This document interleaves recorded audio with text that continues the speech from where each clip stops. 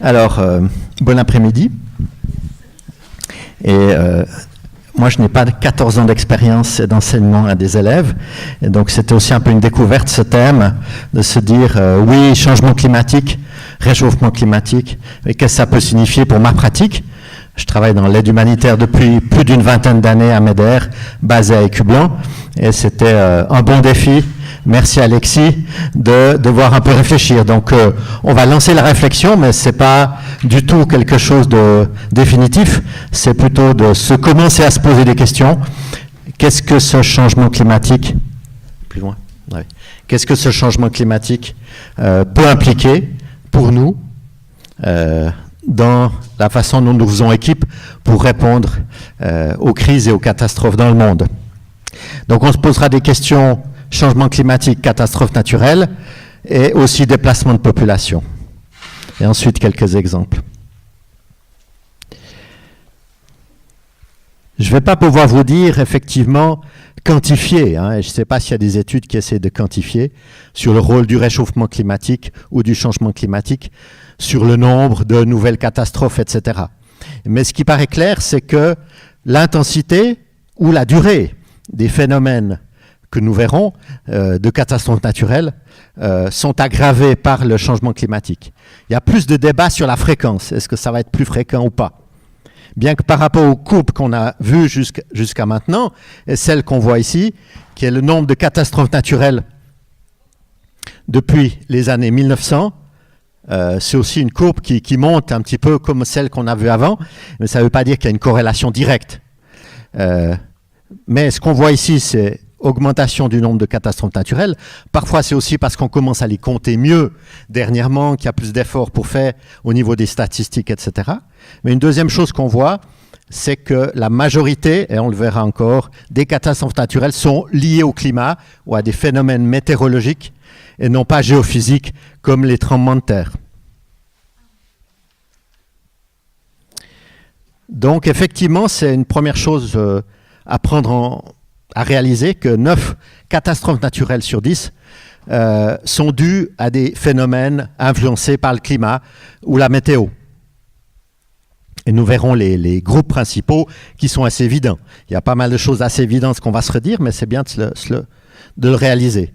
Donc si elles sont liées au climat, s'il y a changement du climat, s'il y a réchauffement, eh bien le risque d'aggravation, de fréquence plus grande, enfin surtout d'intensité plus grande est plus important. Donc, 3 groupes de catastrophes qui seront influencés par le réchauffement climatique de manière variable et que nous connaissons, c'est bien sûr les inondations, une mousson la plus forte depuis plus de 10 ans au Kerala avec plus de 400 morts et beaucoup de déplacés par exemple, et d'autres phénomènes que nous connaissons aussi. Nous avons vu ces photos d'inondations dans la gare de Sion et de Lausanne avec des pluies extrêmement fortes, peut-être pas en quantité totale, mais un événement extrême aussi que nous pouvons constater ici. Donc inondations vont être influencées, peuvent être plus graves ou plus fréquentes. Bien sûr les cyclones, ouragans et typhons.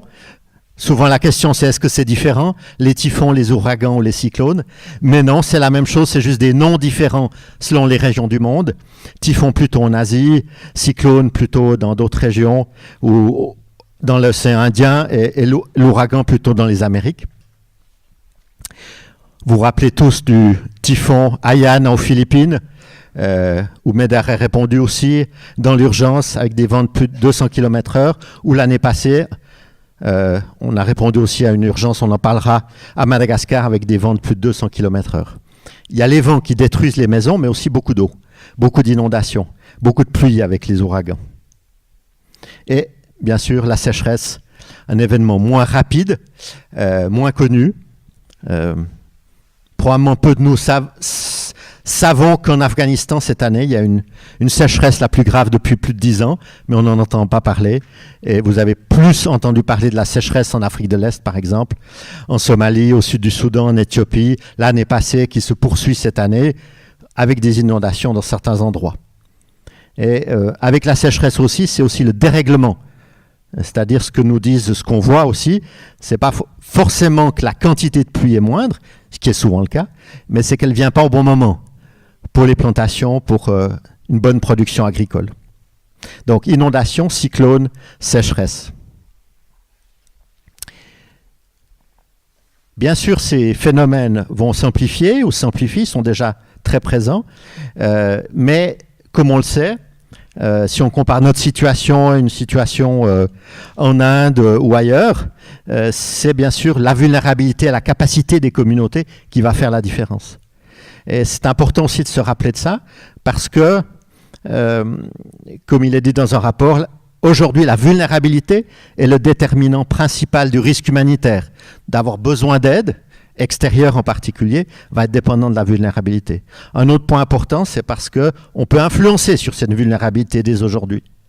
Influencer sur le réchauffement climatique, c'est important, mais l'impact va être à moyen et long terme. On ne verra pas l'impact directement.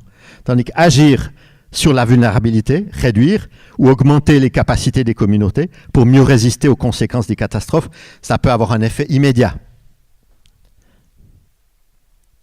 Et bien sûr, cette vulnérabilité, c'est ce qu'on craint dans certaines régions du monde, c'est qu'il y aura un cercle vicieux avec les conséquences du réchauffement climatique, sécheresse, inondations, cyclones, que les communautés entrent dans un cercle vicieux de vulnérabilité accrue, qui va les rendre encore plus vulnérables à la prochaine catastrophe, etc. Voilà, ça c'était le premier chapitre. Changement climatique, réchauffement et catastrophes naturelles. Il y a un lien. Je n'entre pas ici dans la quantification, mais il est là. Et on doit s'attendre aussi à une aggravation de ces phénomènes. Un autre aspect qu'il ne faut pas négliger, même s'il est souvent négligé, bien que, comme on le verra plus tard, on parle de réfugiés climatiques, qui était un peu le thème de départ que j'ai élargi, c'est bien sûr le lien de ces catastrophes, mais avec le déplacement des populations. Comme j'ai dit, c'est une découverte pour nous tous, et un des rapports importants, c'est ce qu'on appelle le GRID 2018, le Global Report of International Displacement. Donc le rapport mondial sur les déplacements internes, c'est-à-dire à l'intérieur des pays. Ça, c'est le rapport 2018, bien sûr, qui donne les données 2017 et qui montre que 30 millions de nouveaux déplacements a eu lieu l'année passée. Et souvent, on pense que les conflits occasionnent plus de déplacements. Et ce qu'on constate là, c'est 11 millions l'année passée de nouveaux déplacements internes dus à des conflits et 19 millions dus aux catastrophes naturelles. Bien sûr, ça ne veut pas dire que c'est des déplacements constants. Des personnes déplacées par une catastrophe peuvent retourner chez eux. Mais comme vous voyez là, 18 millions.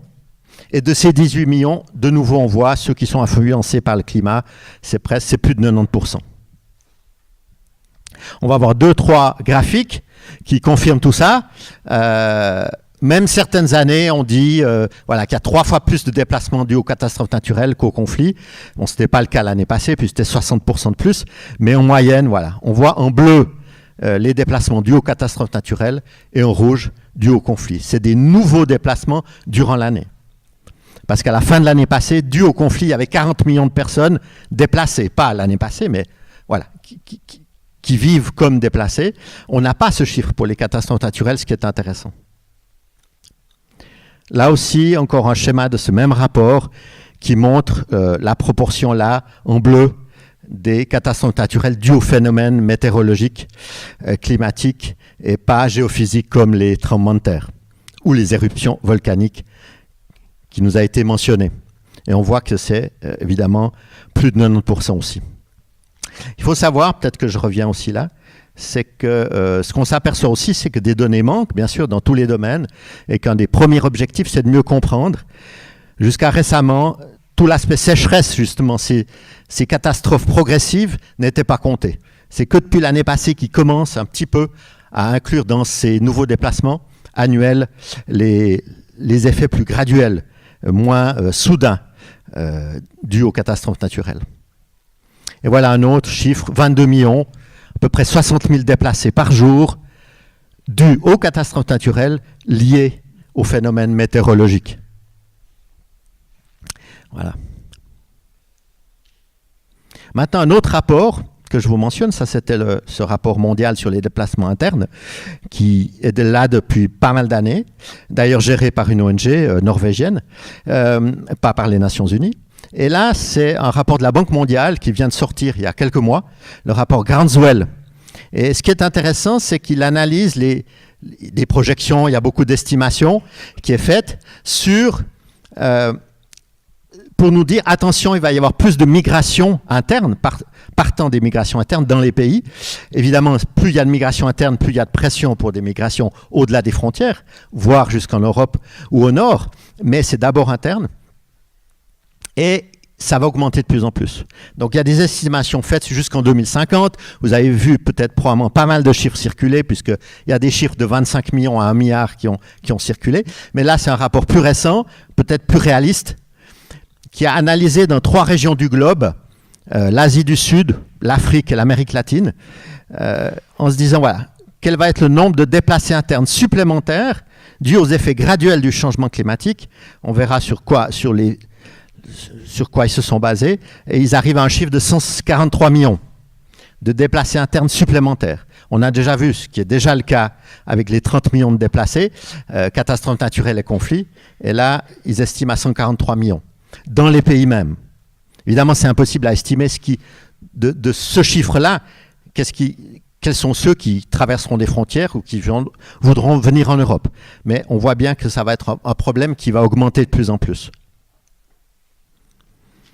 Donc ce que je disais, il se base sur les effets graduels causés par le manque d'eau, pénurie d'eau, sécheresse, stress hydrique, irrégularité des pluies, baisse du rendement agricole, due à plus de chaleur, moins d'eau, pluie irrégulière ou pas au bon moment. Et puis, bien sûr, les niveaux de la mer. On a vu un graphique avec la mer qui monte, et c'est sûr qu'il y a différentes projections faites sur les populations qui devront se déplacer, soit insulaires, soit en bord de mer, dû à cette élévation du niveau de la mer. Donc ces 3 choses progressives devraient occasionner en tout cas à peu près 150 millions de déplacés supplémentaires, évidemment, si rien n'est fait, on n'est pas plus actif par rapport aux freins du réchauffement climatique. Mais je pense que c'est un rapport intéressant et aussi plus récent, et probablement avec des chiffres qui commencent à être plus solides par rapport à d'autres qui avaient été mentionnés. Ah oui, juste mentionner que, bien sûr, les déplacements internes sont toujours beaucoup plus importants qu'au-delà des frontières. Juste un autre chiffre que je mentionne très rapidement, c'est le chiffre de 200 millions que vous avez peut-être vu, qui avait été émis à la fin des années, en 2008, je crois, par un professeur d'Oxford, qui est aussi une estimation aussi pour 2050 de nombre de migrants climatiques forcés. C'est un autre nom qui a été donné. Alors, il y a pas mal de noms qui ont été donnés, que vous verrez. Chacun pourra utiliser les noms qu'il préfère. Certains ont utilisé le nom de réfugiés climatiques, que d'autres n'aiment pas. Pourquoi? Parce que réfugié a une définition très précise liée à la fuite due à la persécution, aux violences, au conflit. Et certains disent, voilà, on risque de diminuer les responsabilités des États à la définition si on commence à y ajouter les aspects climatiques. Maintenant, d'autres disent, si on utilise le mot migrant, souvent on a l'idée que le migrant c'est volontaire, hein, et donc, alors que ceux qui sont forcés à fuir à cause d'une catastrophe ou d'une crise dans leur pays, évidemment, c'est pas volontairement. Donc certains parlent de migrants climatiques, certains parlent de migrants environnementaux, qui semblent quand même un peu plus faibles comme terme. Le climatique fait bien ce lien avec le réchauffement climatique et ce qui est en train de se passer, dont nous sommes aussi responsables. Donc, certains parlent de migrants climatiques forcés, pour ajouter cet élément-là.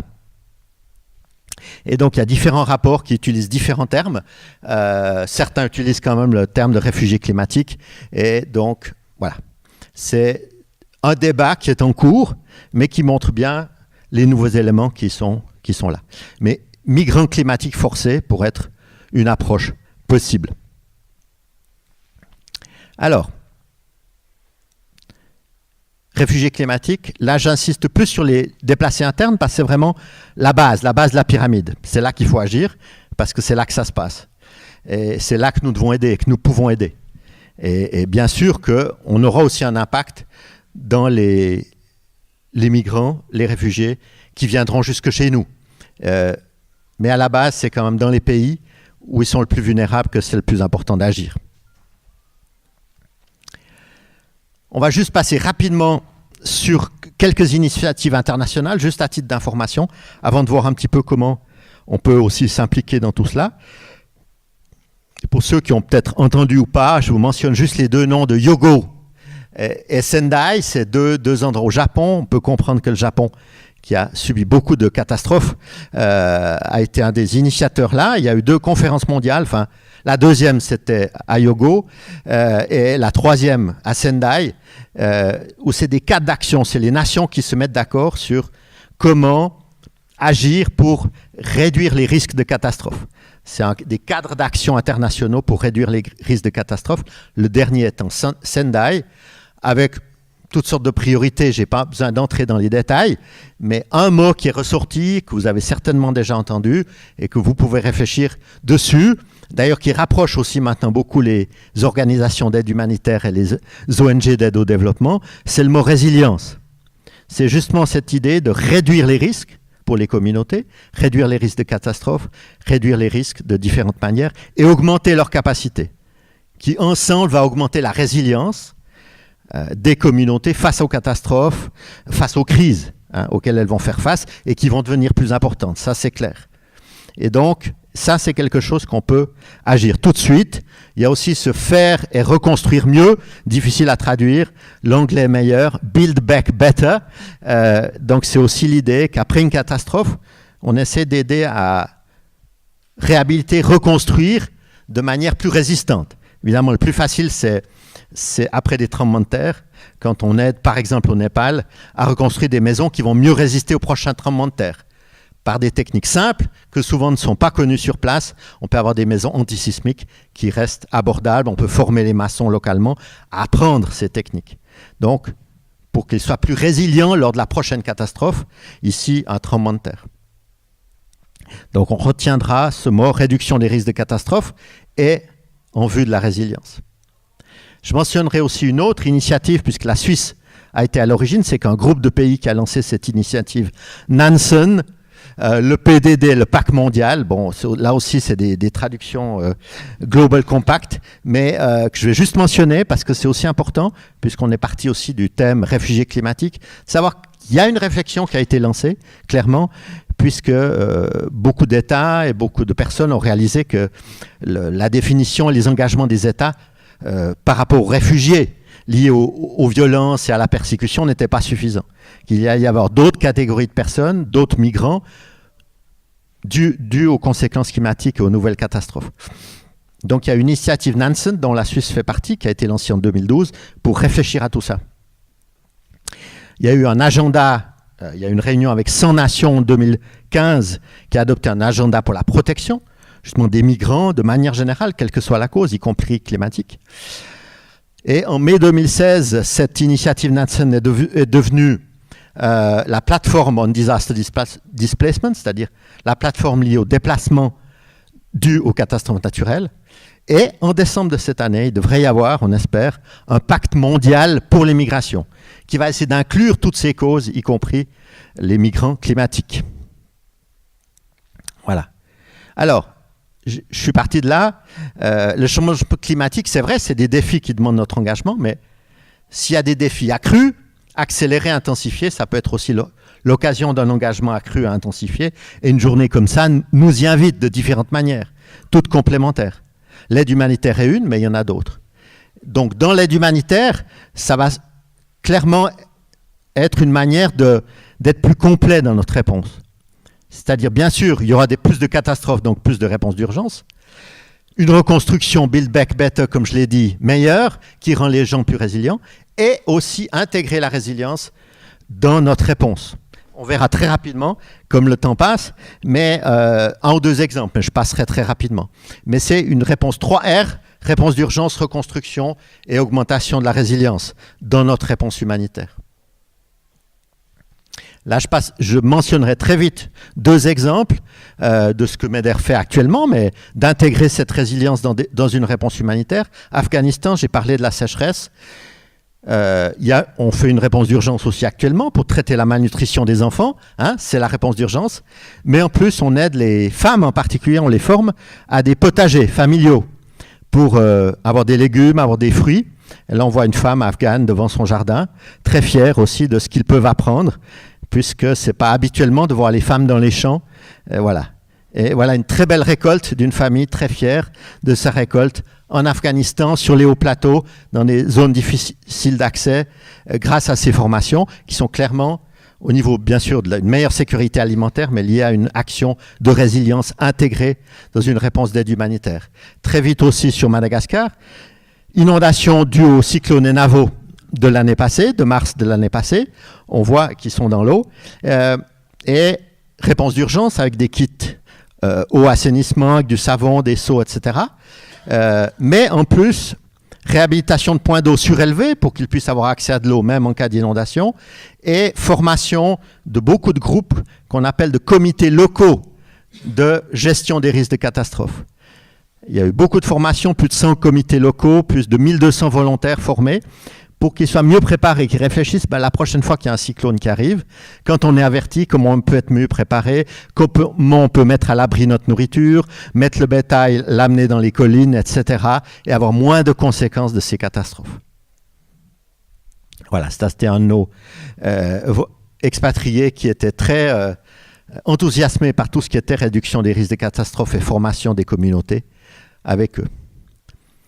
Alors, qu'est-ce qu'on peut faire? C'est mon dernier slide. C'est bien sûr se tenir informé. Et pour moi aussi, la préparation de cette journée, c'était une opportunité d'être mieux informé, de mieux réfléchir. Comme j'ai dit, réduire les vulnérabilités, augmenter la résilience, c'est ce qu'on peut faire maintenant, à tous nos niveaux, que ce soit dans l'aide humanitaire ou l'aide au développement. Et c'est peut-être ce qu'on pourrait appeler le servir juste. On parle souvent de vivre juste, de plus de justice dans notre manière de vivre, pour avoir moins d'impact sur les gaz à effet de serre, mais il y a aussi la manière dont on agit dans les pays du Sud, que j'appellerais le servir juste, plus juste, réfléchir à ce qu'on fait, aussi par rapport aux risques qui vont venir. Merci de votre attention.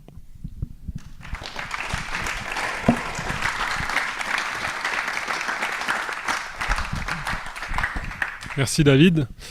S'il y a quelques questions, on a 3 minutes. On a un petit peu de temps s'il y a une ou deux questions qui sont brûlantes. Oui. Dans les propositions de solutions, il me semble que c'est une vision quand même à court et moyen terme. Et quand on parle changement climatique à long terme, quand on parle d'îles où les gens ne pourront plus habiter, quand on parle d'une sécheresse qui ne va pas permettre aux pays voisins de pouvoir accueillir, qu'est-ce qu'on prévoit pour tous ces gens qui ne pourront plus rester dans ces pays et qui devront aller ailleurs? Ce qui est essentiellement dit dans les différents documents que j'ai parcourus ou dans ce qui est fait, c'est de se dire, et d'ailleurs dans tous ceux qui font des rapports sur les déplacements, ils disent le problème principal, c'est qu'on n'intègre pas encore assez ces aspects de déplacement dans la planification du développement des pays, de ce qui va se passer. Et donc c'est effectivement un des grands messages qui est donné, c'est de dire attention, ces déplacements vont se passer, certains qui seront irréversibles, effectivement, d'autres qui se passent déjà. Il donne l'exemple voilà, d'un Éthiopien dans le milieu rural qui a émigré dans la ville la plus proche. Et voilà, c'est déjà des questions qui se posent, mais qui ne sont pas assez intégrées. Alors, il y a des actions qui sont déjà faites, et certains disent, mais c'est aussi une opportunité. Mais il faudra aider ces migrants internes, même déjà dans les pays, pour leur donner des opportunités d'emploi, trouver d'autres emplois, d'autres formations. Effectivement, ça demandera un investissement dans les pays, dans leur développement, de manière générale. Et aussi de plus se dire, OK, il y a des déplacements, il y a des cartes qui commencent à être faites, on se dit où les gens vont bouger, et donc tout ça, ça doit être intégré en fait plus dans la planification pour être mieux préparé. Mais ça l'est en partie, mais encore peu. Mais tu as raison. Mais disons, on en parle de plus en plus, donc ça, c'est un thème.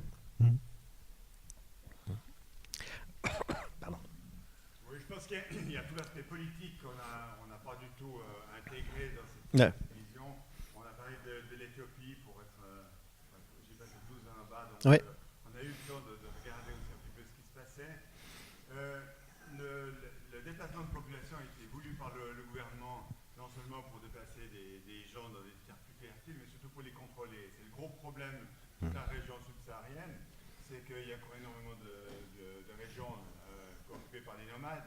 Et le but de la plupart des gouvernements, malheureusement, c'est de contrôler les nomades. Et on les contrôle, on les place dans des aspects.